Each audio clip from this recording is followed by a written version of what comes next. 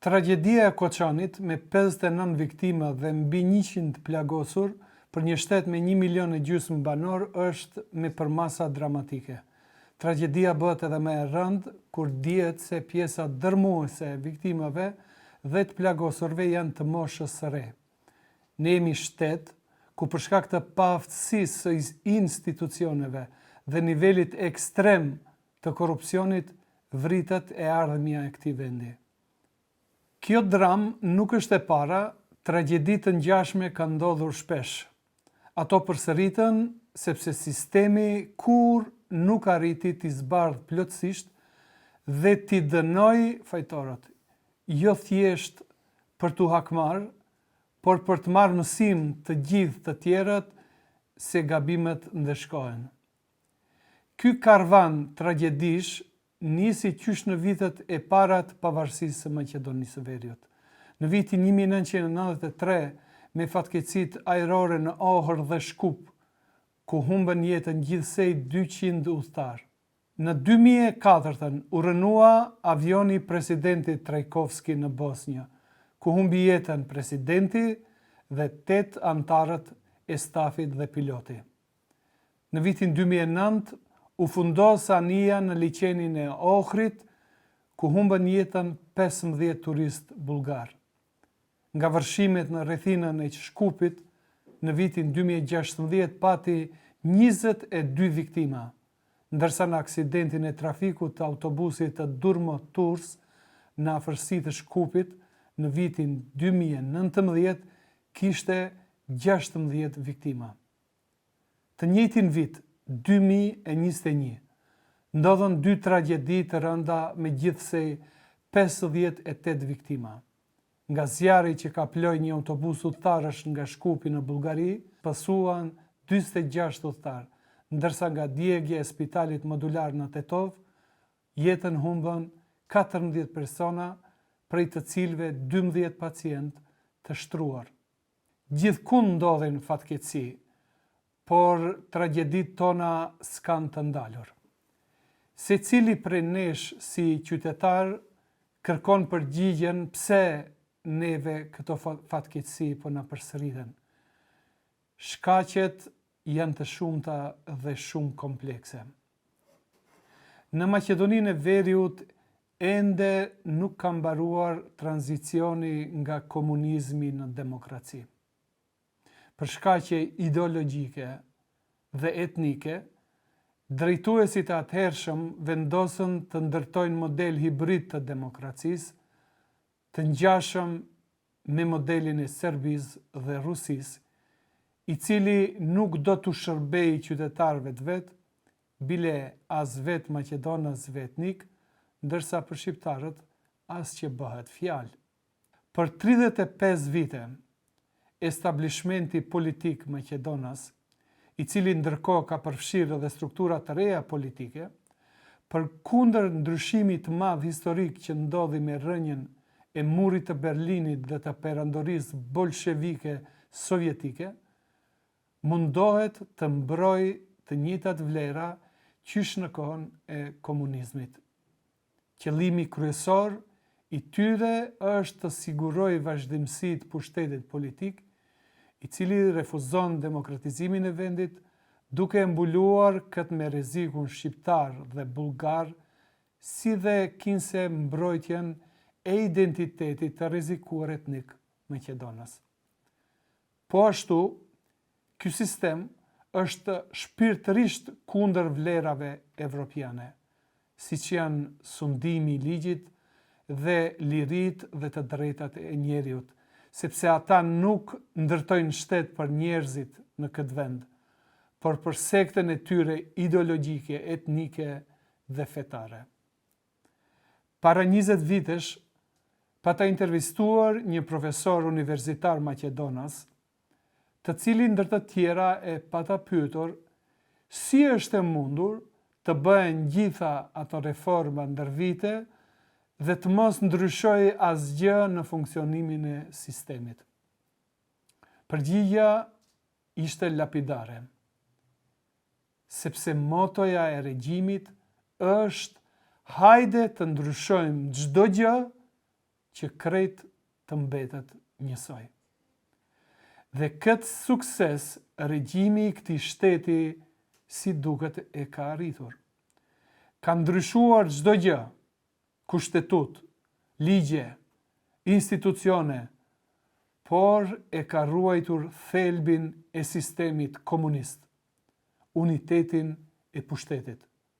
Pushteti ekzekutiv kontrollon çdo gjë, parlamentin, gjyqësorin, median, shoqërinë civile, çdo gjë. Por ata kurse kuptuan se atëherë kur ju mendoni se kontrolloni çdo gjë, nuk kontrolloni asgjë.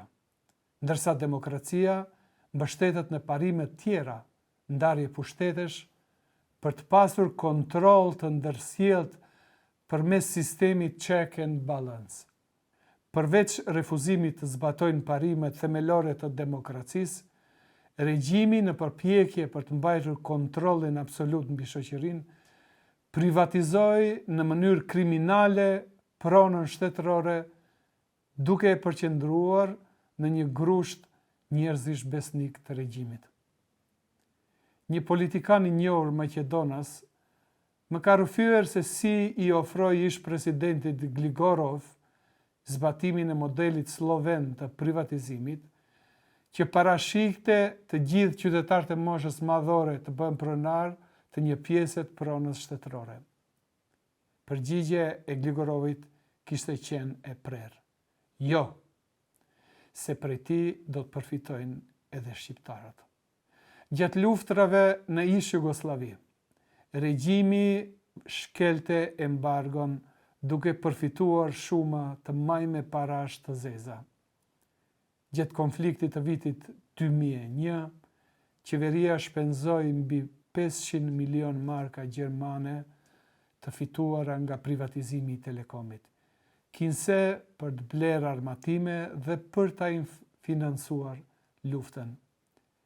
Trendi i keqpërdorimeve masive të buxhetit vazhdoi me qeverinë Gruevski përmes projektit Shkupi 2014, ku vlerësohet se janë abuzuar qindra miliona euro.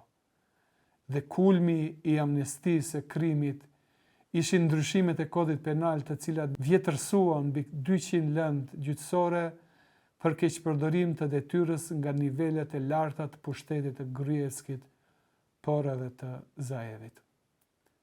Duke kontrolluar pushtetin politik dhe resurset ekonomike, regjimi i dal nga komunizmi i zbukuruar në ndërkohë me mazg demokratike, arriti të kriminalizoj pjesën dërmuese të shoqërisë.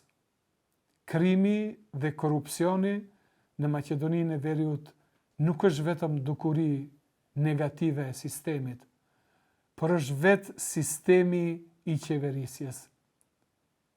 Vetë sistemi i korrupton njerëzit për t'i diskredituar, që më pastaj t'i shantazhoj duke i përdorur si instrumente për të mbajtur kontrollin e imagjinuar të pushtetit. Ky pushtet është i sektës politike dhe i shërben asaj, e jo qytetarve, qofshin ato edhe Maqedonas, shqiptar apo të tjerë. Prandaj, qytetarët pa dallim përkatësie etnike pësojnë incidente banale dhe regjimi çdo herë i amniston fajtorët, duke i keqpërdorur në lojën e tyre për kontrollin e sistemit. Nuk janë të rëndësishëm njerëzit, por regjimi. Gjatë këtyre 35 vitesh, vetëm një pjesë e vogël e qytetarëve i rezistoi regjimit, por kur nuk arriti të krijojë masën kritike për ndryshimin e kërkuar, ndërsa pjesa tjetër më praktike, kur pas e gjendja është e pashpresë, mori valixhet dhe braktisi vendin. Ky zullum i regjimit na ka përzënë fëmijët në vendet e ndryshme perëndimore. Për të forcuar pushtetin e vet, kasta politike e dal nga komunizmi, po ashtu devalvoi sistemin e arsimit duke themeluar 10 universitete në vend. Në vend të dijes dhe kompetencës, regjimi prodhoi mijëra student me diploma të dyshimta, të cilët zakonisht i gjeni si aktivist më militant të partive politike. Asgjë nuk është rastësi. Regjimi don lojalitet të pakusht e jo dije dhe kompetencë.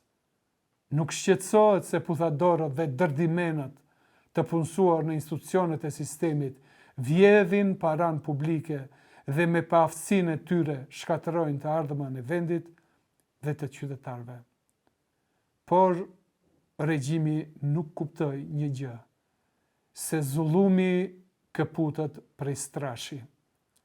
Do të shohim nëse edhe kësaj radhe fajtor për humbjen e 59 jetëve të reja do të jetë instalimi elektrik si në rastin e spitalit modular. Ku është përgjegjësia e politikës shqiptare në gjithë këtë katrahur? Elitat politike shqiptare, veçanërisht BDI, e cila për 22 vite ishte pjesë e qeverisë, nuk i bëri balë tundimit para ofertës e regjimit për të korruptuar. Në vend të shërbejnë shqiptarëve dhe qytetarëve të vendit, hynë në vallën e korrupsionit duke legjitimuar krimin dhe korrupsionin në emër të shqiptarëve. Çfarë mund të bëjë qeveria? Të zbardhë të gjitha tragjedit, ku kemi humbur jetë njerëzish dhe të dënojnë të gjithë fajtorët. Tani është momenti i kthesës dhe çasti i të vërtetës. T'i thonë ndal korrupsionit dhe të hap një faqe të re të historisë. Maqedonia e Veriut, vend ku kriminalët dhe të korruptorit përfundojnë në burg.